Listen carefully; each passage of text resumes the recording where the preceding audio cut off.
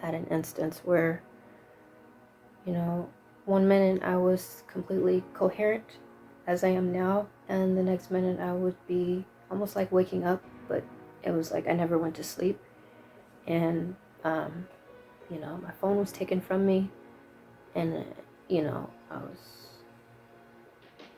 this might not make sense. I'm gonna just kind of go through this. Was sitting with the pyramid guy and some of his friends, and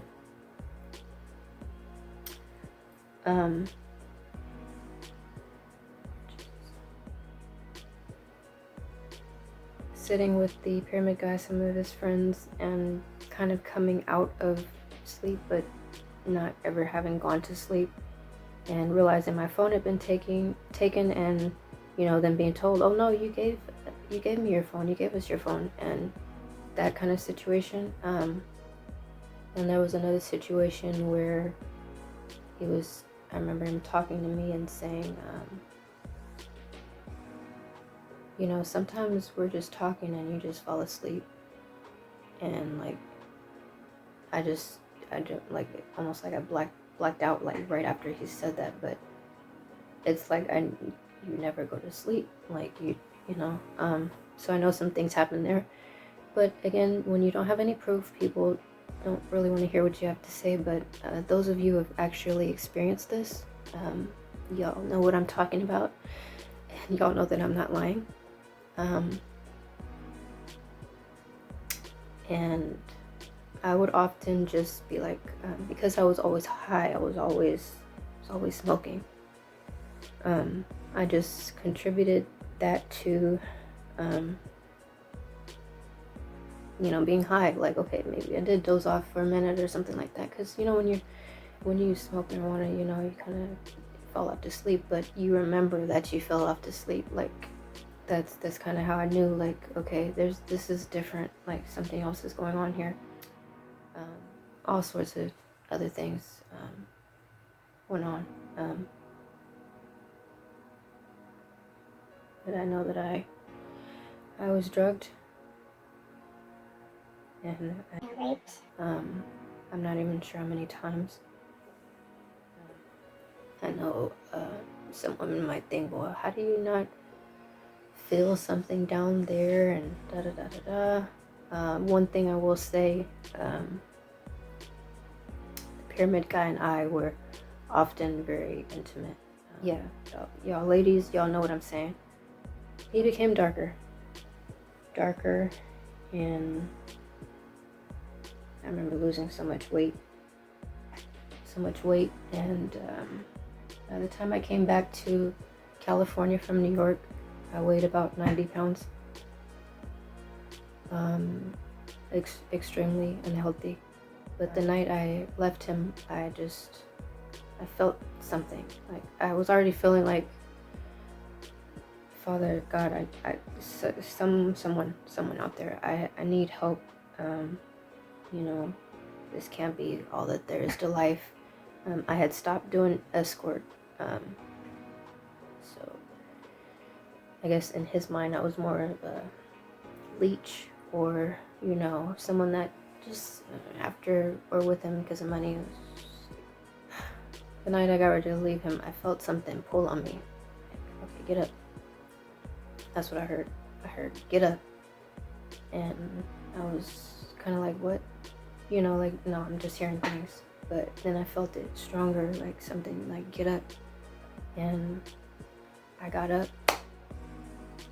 It was him, a friend, and then some other girl they had brought over, you know, to come smoke with us or whatever.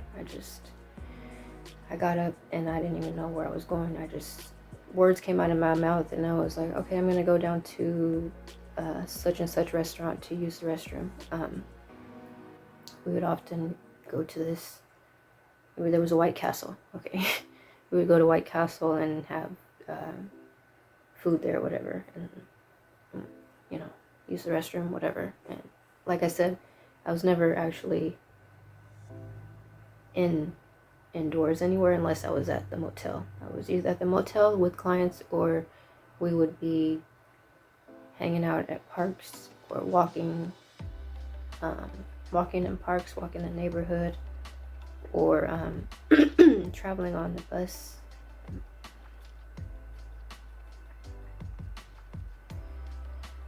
Traveling on buses all night, falling asleep on buses, the bus driver literally having to bang on the window to wake us up.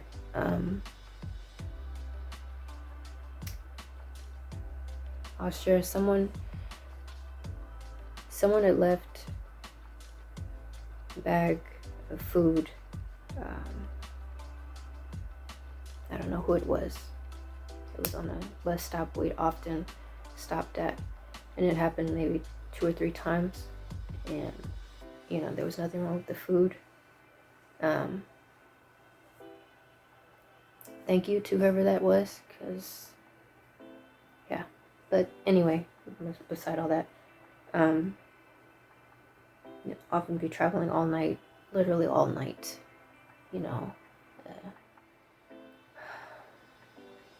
smoking all night, getting high all night. That was my life. I'm forgetting the days. The time would run into the other. Never really knew what time it was. Didn't really care what time it was.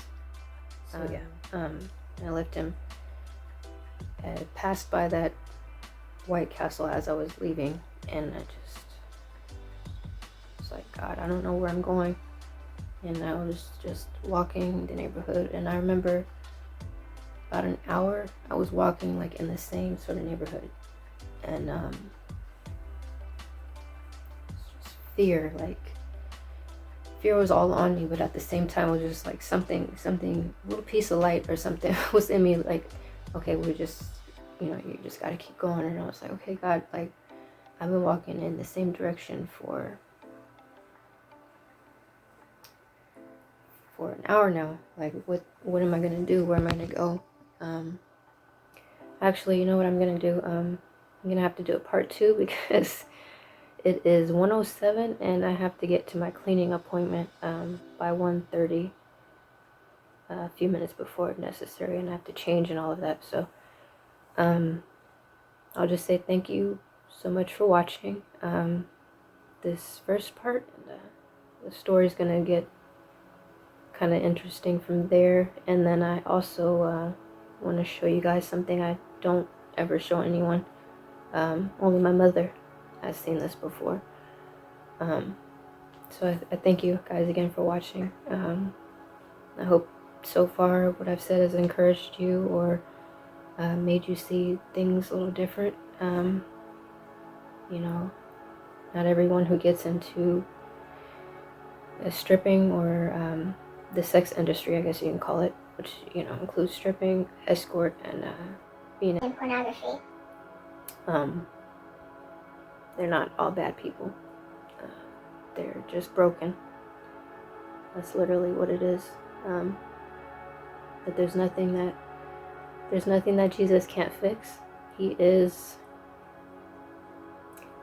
the carpenter, and not only did he build things in this life physically, but he builds things supernaturally in the spiritual realm, and he creates us, and because he has created us, he can fix us when we're broken. This is capable of putting us back together when we've been broken.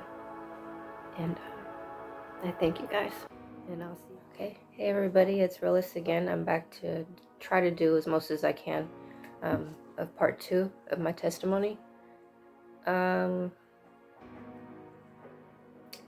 Before I go into after I left the pyramid guy and I was wandering around for the hour, going around and around in circles. I want to jump back because I left out an important thing that happened. I ended up in a mental hospital or mental institution, whatever you want to call it. I had actually cut my wrist. It happened during a conversation with the pyramid guy. As I said, things had become very dark, not only within myself, but with within that relationship. There was a lot of arguing, his side, my side, just over foolish things. And that night we were out walking. As I stated before, we were often outside after dark.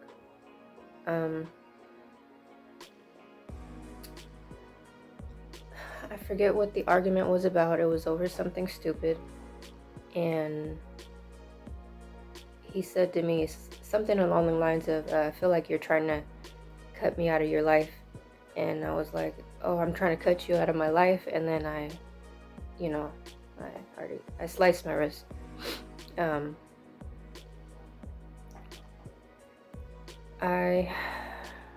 That wasn't the first time I had cut myself. It actually started around the time I was with him. But I had also cut myself before, like in high school. But it never became like, okay, I need to keep doing this thing because this is giving me pleasure.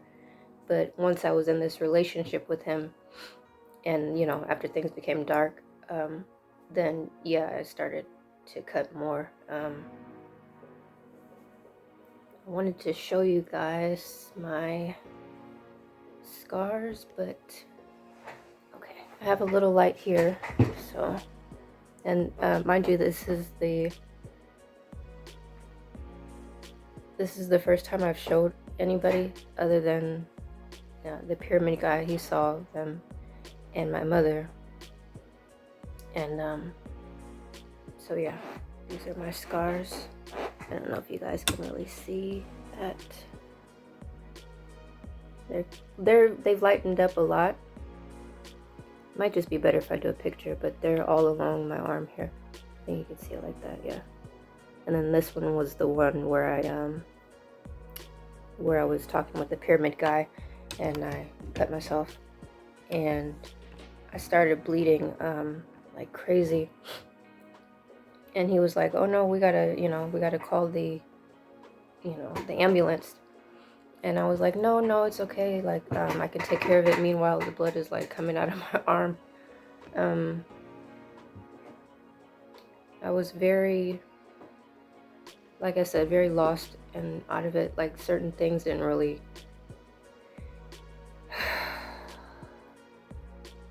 not really aware of the extent of the situation that I was in denial about it.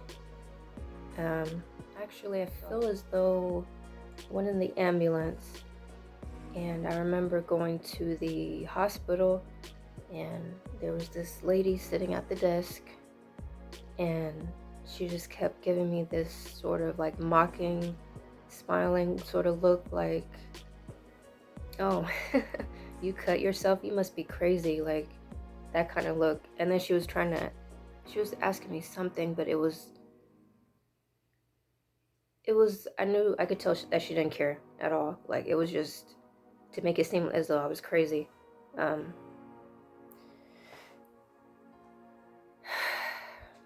That's what it is. When you're broken in all of these things and you're suffering spiritually, people, they quickly want to write you off as crazy. Like you're unable to be helped. I know that now not to be true. As I'm sitting here today, I'm whole. I mean, I'm not perfect. I never will be perfect until Christ comes back. But I have completely changed in so many ways. But just going to try to stay on topic here. I know that I did that quite a bit in the last part 1, so which is taking me a little longer to chop it up and edit it. I was hospitalized. I remember laying there on the hospital bed after they had given me a TB shot. They usually do that after you've been wounded and you haven't had a TB shot for a while, or it's not on your record. Most of you know about that. And the guy was, I'm sorry. suturing. I think giving me sutras. I forget what you call that exactly. Stitching. I'm sorry, stitching my arm, my wrist. And he was telling me, if you need help, if you're suffering from anything, there's help available. And he was very, very calm about it. I didn't feel judged with him.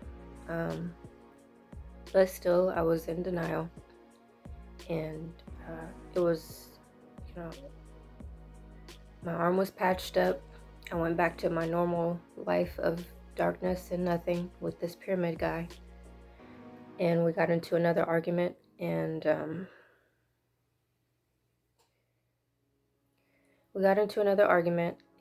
remember we got on the bus. We were still arguing. He was tearing anything about me apart. Saying to complete strangers, oh, she doesn't have a job. Just all kind of crazy stuff. Like anything you could call somebody, like he was calling me that. And we took that bus ride, arguing back and forth, and we were going. Well, I was headed towards the hospital again because I was like, okay, maybe in my mind I was thinking, okay, maybe we need like some counseling or something like that. But at the same time, I was like, I'm not right. Like, something's truly wrong here, and I don't know what else to do. So I went in and I told the lady at the front desk,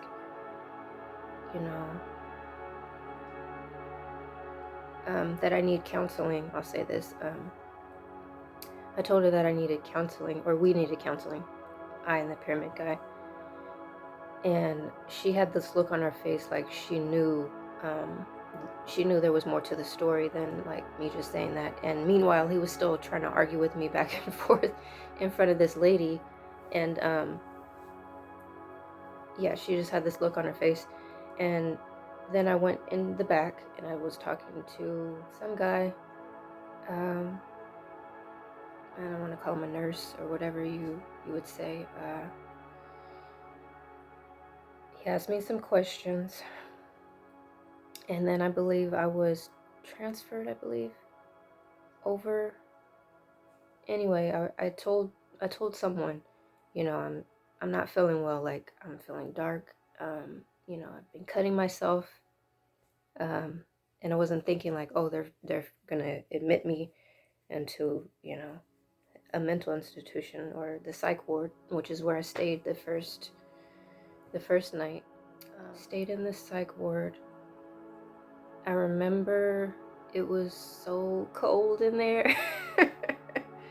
It was ridiculously cold. Like, I don't know what it is. Like, maybe they're trying to make your physical body feel like you do on the inside when you go in these psych wards. The reason why they have it so cold, but it was freezing. And on top of that, I was really, really small in size. I'll mention this real quick. Because we did a lot of sitting. Thank you, Jesus. Thank you, Jesus. Because we did a lot of sitting in parks or, bus stops, wherever, my bottom had become kind of bruised because I was so skinny, and it's nothing but literal bone, like against like skin. I had bruises back there. Okay. Anyway, back to the psych ward. It was cold, and I remember they give you like the hospital shirt and the pants and the hospital socks, and the blanket, very thin blanket, doesn't really do much. And I just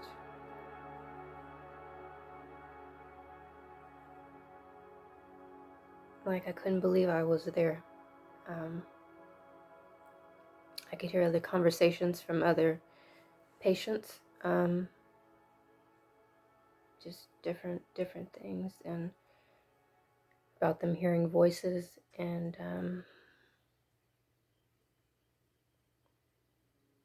there was a patient there. He was a guy, and I remember they gave us something to eat. I don't remember what it was, and I set my trash next to me because I was just kind of didn't want to get up, didn't want to move around too much. And he came over. He was one of the guys I had heard that said that he was hearing voices, and he came over to me and he was like, "Do you want me to throw that away for you?" And I was like, "Yeah, that's fine." And he did. And he just, I don't know. Uh, he wasn't judgmental. We didn't speak too much. I don't think we had any conversation, but he kind of sat somewhere nearby me, and I could just feel like we're both like in the same sort of mindset, and it was an understanding, like a mutual understanding. Um, so I was waiting to see if I was going to be released, but the hours started to add up, and it was, I don't know if it was nighttime or daytime. During that time, they had kind of a separate room where I could go lay down, and the lady, she checked the EEG or whatever you call it thing.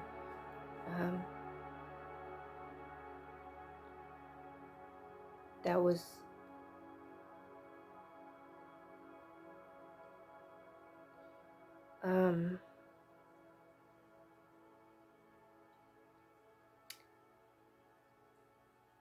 she didn't give me any discretion about my chest. Mind you, there's not much up here anyway, but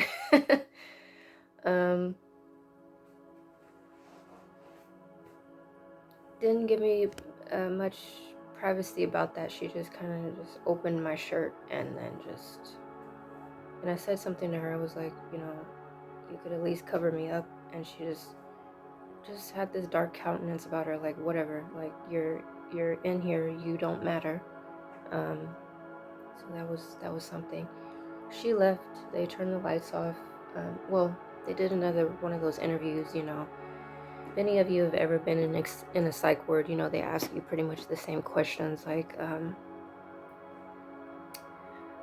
are you having suicidal thoughts? Do you have thoughts of harming yourself or harming someone else? What are your dreams like? Are you sleeping okay? And I told them, like, sometimes I have dreams where someone's chasing me, like, and that's like a huge red flag, that something's wrong, which I already knew something was wrong anyway. That's why I was basically there. Sorry, there's a piece of hair in my face. Let's see. Stayed there overnight. Then they admitted me into the actual institution, and that's where I had to stay there for about 9 days, I believe. It was the most interesting experience. I'll say, before I left to go to the mental institution, though, as I was still in the hospital and I was laying in that bed and it was cold, the lights were out, in the psych ward,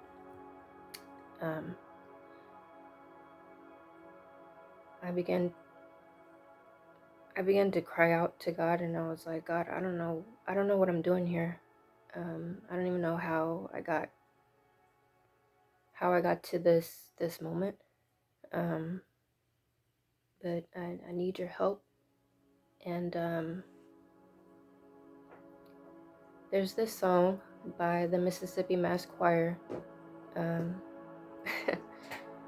if any of you have had the parents that like to get up on Saturday and play like gospel music, and you know it's time to clean. my mom was like that, and she would always play this song by the Mississippi Mass Choir.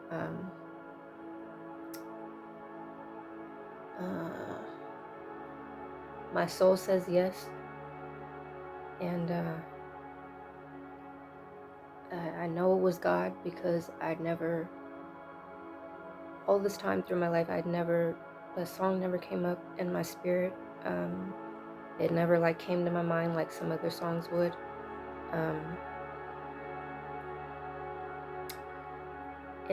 Within the song, the lady, she sings,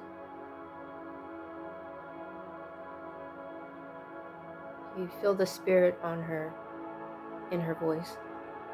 But the thing that came to me as I laid there in that hospital bed was her testimony in the break part of the song. And she said, I was in that room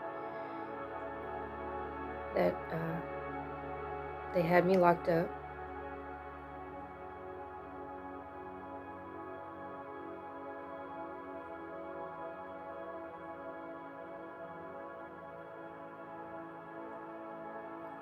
And if I couldn't do anything else,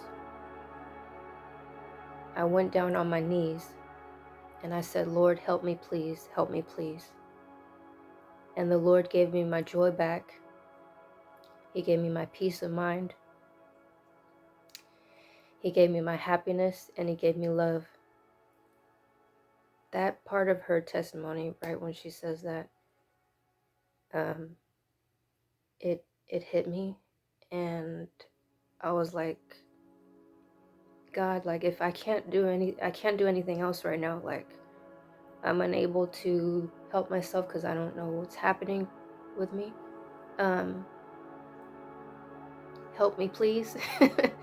Help me, please. That's exactly what I was crying out to God, saying. And then I went on to the mental institution, stayed there 9 days. That was an experience I will never forget. There were, I believe, 2 people for sure that had schizophrenia. They would walk the halls at night, sometimes screaming, yelling. The nurses, they would administer drugs to keep, the one really was very, very demonized. They would administer drugs to keep her sedated, but the drugs didn't work. I had seen her or witnessed her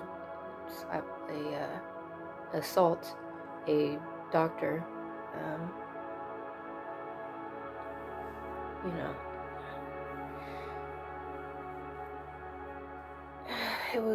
It was crazy. There was another lady that came in a few days after I did. She didn't really speak much English. I just remember her crying.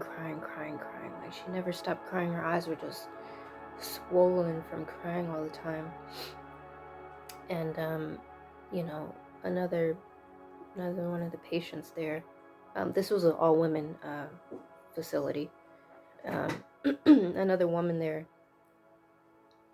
She was saying like, maybe this lady has been involved in some sort of trafficking because she doesn't really know how she got here. And that could have been a possibility.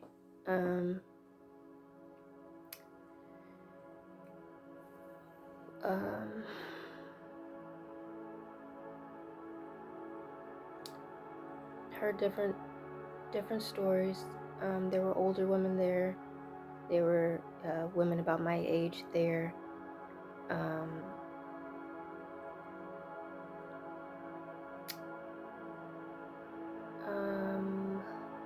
story this lady was. She was telling us different stories about her and her boyfriend or husband involved in some well-known gang in New York. And then also I knew something was off with her because she would say something along the lines of, oh, I couldn't do such and such because my boyfriend or husband is under my bed or something like that. And I was like, okay. But I never judged her because, like, listen, like, I'm in this same place with you. Like, something's not right with me. So what do I look like trying to judge you? There was a Christian lady, a full-blown Christian, like a Bible-toting Christian in there as well. Her reason for being there was someone had called the cops because she was yelling too loud or something like that. But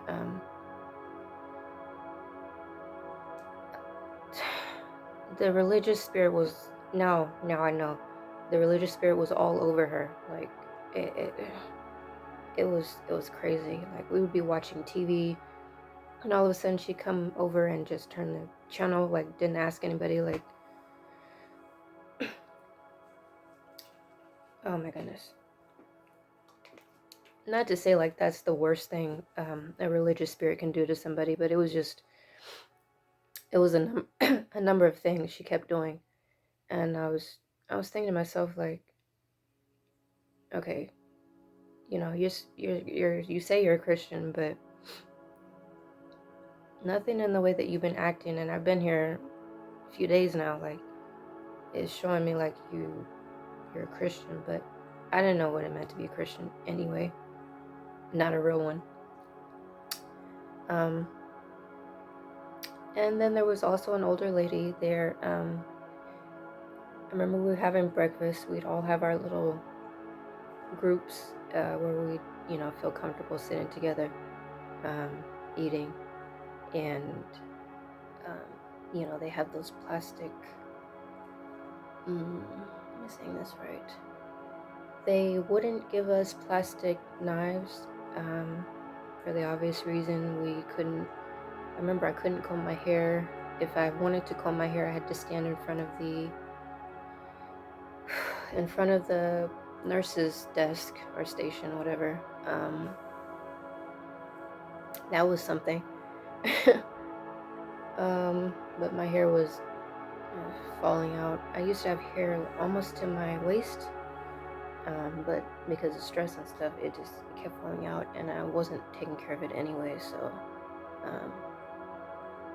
anyway, the older lady, I said, oh, I don't know why they don't give us these plastic forks, knives, plastic knives, because, like, what harm can you really do with a plastic knife? It doesn't really cut. And then the older lady, she literally, like, held up her arm and was like, bam, and showed us, like, her scars, and she was like, this is from using a plastic knife to cut myself. And I was like, oh, okay. So yeah, very, very different experience there. I had journaled a lot when I was there. They didn't have pens for the obvious reasons, but they gave us, like, markers and crayon, I believe, or, like, no, I think it was, more so markers. Check the time, yes, okay, still good to go. I have to leave again soon. I'm having some car issues, trying to get that resolved today. So I'm gonna keep checking the time here and there, and then I also have to eat something because I tend to be, when I'm really wanting to do something, I really need to get something done, I'll just focus, and I won't eat. Like, it's a habit I'm talking to Jesus about to help me break, and he has. Yeah, so I need to take care of that. Anyway, while I was in the mental institution, the pyramid guy did come and visit me during their visiting hours. And because I had been away from him for more than I usually was, because we were together all day, all night, every day for a while, well over a year. Even though it was a toxic relationship, you know, he was familiar, and that was a little hard to deal with, which, you know, it was hard to deal with not being around him, but at the same time it was a relief. So, and it kind of opened my eyes. The next time that he did come and visit, I could see more of the dark countenance on him when he came to visit, and I could tell that he had been with someone else. That was nothing, like, that was no secret. You know, his friends and stuff knew already, and of course, you know, I know that now that I had been, you know, those things that happened to me with, you know, them taking my phone and all of that. I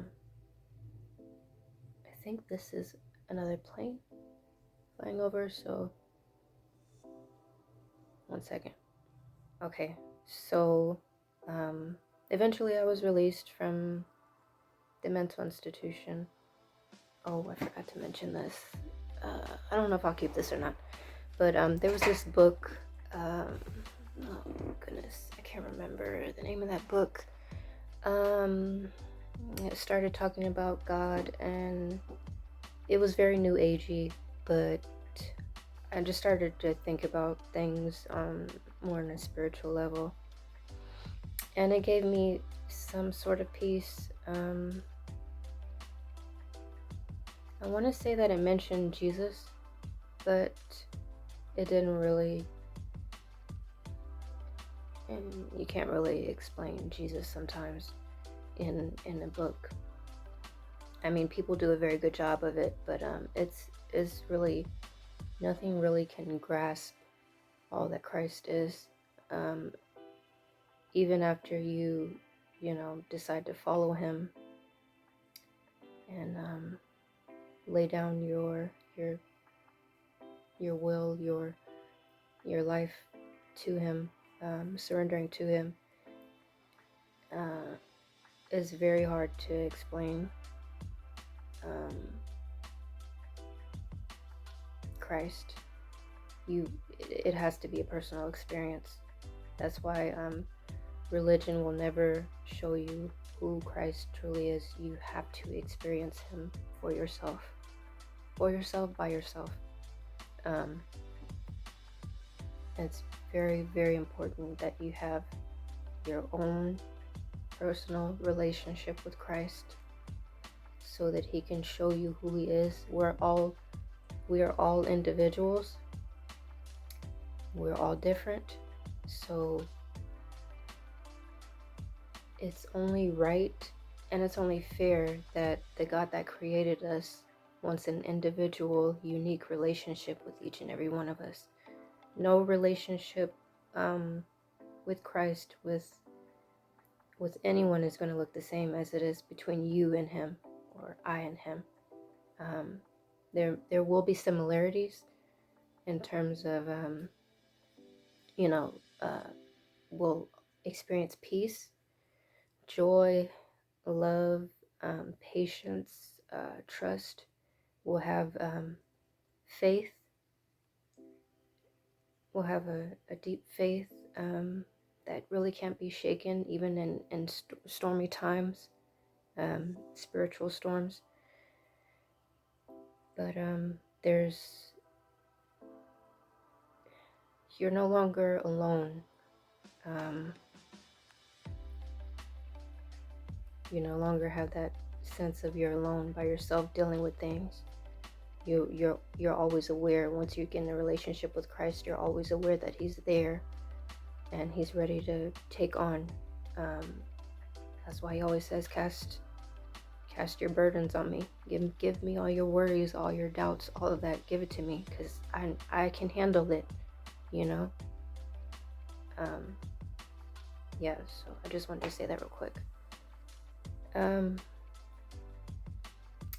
Left the institution, and you know, I was with him back and forth. But I started to notice more things. Like, for instance, there was a day, I think that was the same day I had come back from the mental institution, and his grandfather was frying fish. And I remember we were upstairs in his room, the pyramid guy's room, and he went downstairs and he came up with a glass of Sprite. I have trouble even wanting to order Sprite to this day. I'll order any other sodas but Sprite. I know some of you are thinking, wow, that's crazy. I love Sprite. There's no way I would reject Sprite. But anyway. And he came upstairs with the Sprite, and I was like, you know, I didn't ask for Sprite.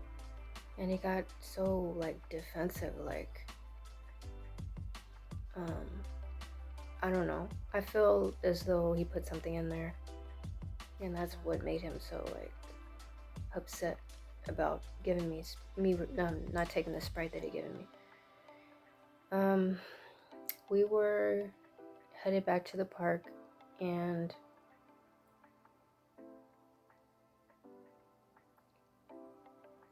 like I said, my eyes had started to open up, and I just started noticing all of these little things, and I was just like, wow, you know, how he was making me look in front of other people. You know, one minute he'd be having a conversation with me, and, you know, I would tell him, you know, X, Y, and Z, and then he would have another conversation with someone else, and it was as though I never said what I said. I'm gonna skip over some of that. It was just a lot of side insults. People would say things at me, but they wouldn't say them to me. Or they would rap things at me, but they wouldn't directly say them to me. Now I'll go ahead and fast forward to when I left him. As I said, I was, you know, I passed the White Castle and had gone into a neighborhood, and I just kept circling around because I didn't know which way to go. I do remember as I was walking up one street, this van was in the middle of the street.